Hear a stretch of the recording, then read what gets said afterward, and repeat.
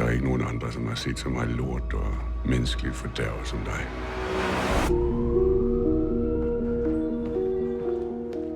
Karl, jeg synes, vi skal kigge på den her.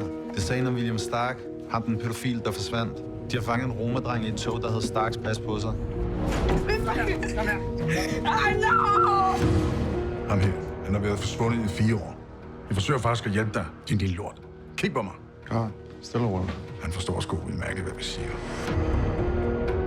Stark, god karriere hos svømmetræner. En dag kommer der en mand ind på station Bellahøj. Han fortæller, at Stark har voldtaget hans datter. Stop! Nu får vi tot en tykul na posere. Inak så vi ud tilbage her. Det startede med, at han ville have, at jeg skulle blive lidt længere efter træningen. Han ville have, at jeg skulle tage mit tøj af. Altså, han er tilbage. Faren har modtaget nogle underlige, ret høje beløb kort tid efter, at han har anmeldt den voldtægt. Det er politiet! Assad.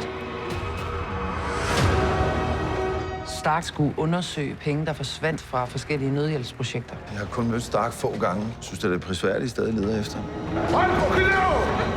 Korruption, ministeriet, til polisen. Altså Stark, hvor spår han?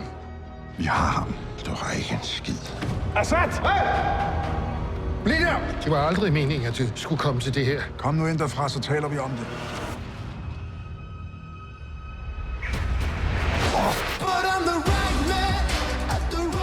Vi kommer til bunds i det her.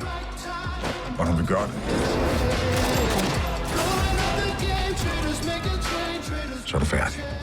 Så er vi helt færdige. I er jo vanvittige. Ja, det er så ikke første gang, vi hører det.